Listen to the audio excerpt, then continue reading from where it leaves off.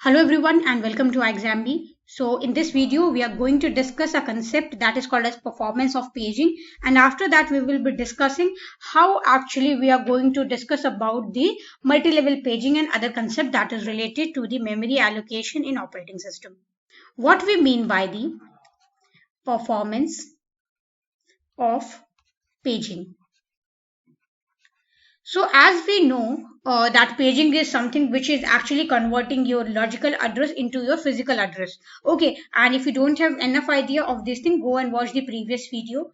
There you will get a better understanding for all the topics. So consider here the main memory access time. There are several variables basically. So first I will tell you what is the things that are we have to take into account for calculating the performance of paging. So first we have to get into thing that what all things are involved. So we have the main memory which is associated with the CPU. Okay, and we have to understand how much time we have to take to access that particular memory. Okay, so the first thing that is taken into account is the main memory access time. Main memory access time, and we will denote it using M, capital M. Okay, and if this is the time that is used for the main memory access, what is the effective memory access time? So there are two things, and the second thing is the effective memory access time. So it is denoted by 2M. It is basically twice the time you will take to access this main memory. So it comes from 1M plus 1M. So it will be the access time of the memory. So here this particular 1M is the memory time which is being taken for addressing the page table, and 1M is for the reference that is required for the actual memory. So 1M that is taken by the page table, and the different 1M will be actually the time which will be taken to find the actual memory. Okay, so that's why we have these two things in our place. Now what the next thing that we have to take into account, that the TLB table. Okay, that is called as the transition look aside buffer. Transition look aside buffer. So this is actually used to improve the performance. It is used to increase or improve the performance of the paging. We will see that what this particular thing is in the long run after we discuss the performance of the paging. So basically what TLB contains, it contains the frequently referred page numbers and the corresponding frame numbers. So as we know that we have a page table, and that page table will be containing the page numbers and the frame numbers, and there will be a huge list. Like this page table itself is going to be a very big thing in the memory, but like we have in the memory the cache memory, in similar manner we will be having this TLB. In this TLB we will be having the list of the page numbers and the frame numbers which are actually used very frequently, like frequently used page numbers will be there and correspondingly frame numbers will be there. So what it will be doing, it will just reduce the time which we will be needing to search in the page table if that particular page number is used frequently. Okay, so TLB is just added before the page table, so that if this particular TLB is having the reference of page number to frame number, we do not need to go to the page table, and if there is a miss from the TLB, we will go to the page table and will search for it. So if there is a reference which is found in TLB, then it is known as a TLB hit. If we found the thing in the TLB, it is called as TLB hit, and if this is not found, we will call it as a TLB miss. It means if it is a TLB hit, we have the thing from the TLB. If it is a TLB miss, we do not have the thing in TLB and we have to refer the page table. Okay, and similarly this thing will be taken into account. So we have now two more things that is called as TLB hit and miss. So let's say that to access the TLB, we need some C amount of time, and the hit ratio of the TLB, let's assume it is X. So if it is X for hit, for miss it will be 1 minus X, because it is the ratio, the probability. So now we have to get it calculated, the effective memory access time with TLB and without TLB. It is not necessary that every time we will be having TLB. So let's understand that with TLB what is our effective memory access time. So we know that we have to calculate this thing. We know that we have this m called as main memory access time. So I will write the formula as like x c plus n plus 1 minus x, that is c plus 2 of m. How it is being calculated? So x means we have a hit in the TLB. So when we have a hit in TLB, it is x. If we do not have a hit in TLB, it is called as miss. So it will be like this. So if we found it here, then what will be the thing here? We will be accessing the TLB. To access the TLB, it will be C, and then to get the actual memory, that is the frame number. If we have the frame number, we can directly access the physical address of the memory. So this will be the case when we will be having hit. Plus, if we do not find it, then it will be a miss. And for that miss, we have to refer to the page table once more. If it is not there, then TLB access time is C. We have to access the page table plus the actual table or the actual memory. So for that matter, we will be taking 2m amount of time. So this is about the performance of the paging, and the performance of paging is calculated by this formula, and this is very important. Okay.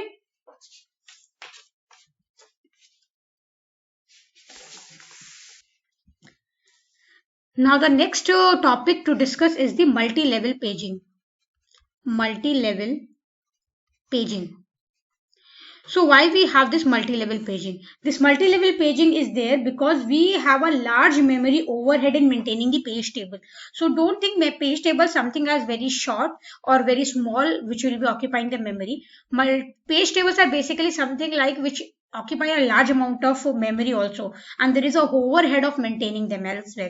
So what we actually do, we just make the leveling of the page tables. Okay, so to avoid the overhead of maintaining the large page table, multi-level paging is used, and in this we apply paging on the page table.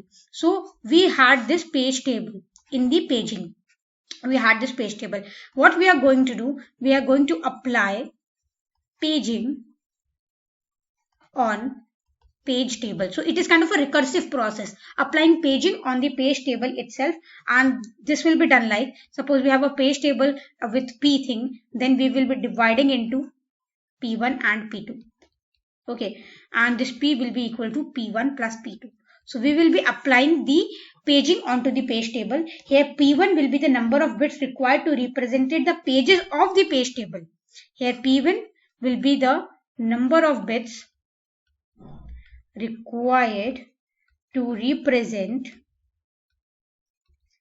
the pages of page table or the page numbers of the page table. So we have entries here. So all these pages, so how many pages are being there, to refer that thing we have this p1, and the p2 will be there to address the number of bits required to represent the page size. Okay, this is the thing, and here all the page tables are stored in the main memory. So we know that all the page tables will be stored into the main memory only. So let us take into account the performance of the two-level paging. So moreover, if you will be asked, you will be asked of the performance of two-level paging, not 3-level or 4-level. Just remember the formula for 2-level. This is more than enough. So there was the main memory access time, main memory access time, and this is equivalent to m, as we already see. Then all pages are stored in the main memory, and now we have two level paging. That means we will be having two level of the pages in the paging thing. Okay, so now the effective memory access time will be 3m. One will be for addressing the page table, then in the two-level thing there. Okay, so we will be having 3 amount here. If the TLB is used in this scenario, so if the TLB is used to increase the performance, then what will be the effective memory access time? The effective memory access time will be x c plus m plus 1 minus x c plus 3m. So here it will be the TLB hit ratio, TLB miss ratio. Okay, and C will be the time to access this thing. So if without TLB, this is without TLB. Without TLB, the effective memory access time will be 3m, and with TLB, the access memory time will be this much. for the 2 level. So you can see now how you have to frame the formula for 3 level or 4 level. So that is the thing. Now let us understand the inverted paging. What is called as inverted paging? So in inverted paging, only one page table is maintained. Only one page table is maintained. And what happened here, instead of maintaining the overhead of all the page tables for every process which are searching the process ID of the page number, we only refer to only one page table. Okay, and in this, the searching time is more than it required, the more comparison. So what happened here, we have only one page table. So the searching is very good thing which will take a very good amount of time. So here the searching time is very high. Okay, and what happened here, we will be having this CPU thing. It will be generating the logical addresses. Then we will having the logical address as PD. Okay, and we will be having this process number and the PID here only. So now this is called as the inverted page table, and here the number of entries in the inverted page table will be equal to the number of frames in physical address space. So how many things we have here in the physical address space, the entries in the inverted page table will be same equal to that. So number of frames in the physical address space, this is equal to the number of entry in inverted page table. This is the IPT. So these are basically the concept. You will not get formula or anything with the numerical with these concepts, but just remember what is inverted page thing. So here the number of frames is equal to the number of entries which are being there in the table. Now let us understand the segmentation. So segmentation is also under the non-contiguous memory allocation in operating system. So what we understand by segmentation? So in segmentation, the paging does not support the user interaction or view of the memory allocation. As we know that there is a conversion which is happening from the logical to physical, there is a thing which is not supporting the user interaction. And to achieve the user view, the segmentation is used. So why segmentation? To achieve the user view, we use the segmentation. And in segmentation, the logical address space is divided into S and D. Earlier it was P and D, now it is S and D. Now what happened here? Here S is the segment number, S is the segment number or the number of segments, and D is the offset or the size, whatever you can say. After that thing, here number of bits, how many bits are required to represent this will be represented. In segment table, we use these things that we will having our segment table.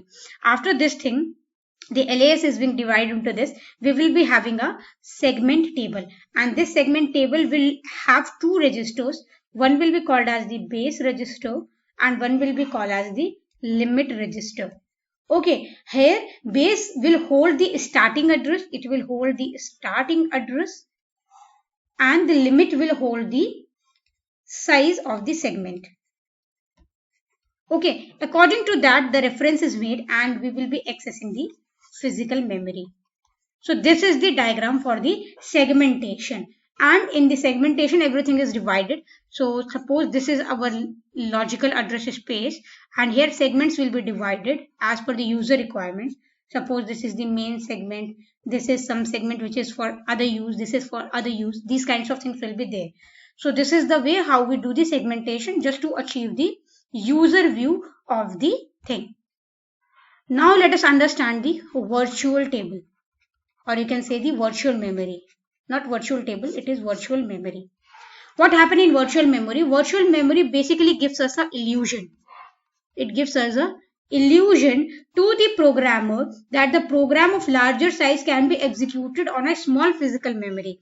So what it gives the illusion? It gives the illusion like there is a very big program, okay, and that particular big program can be executed on a smaller physical memory sizes. Okay, so it gives us an illusion, and to implement this particular thing we use a concept that is called as demand paging.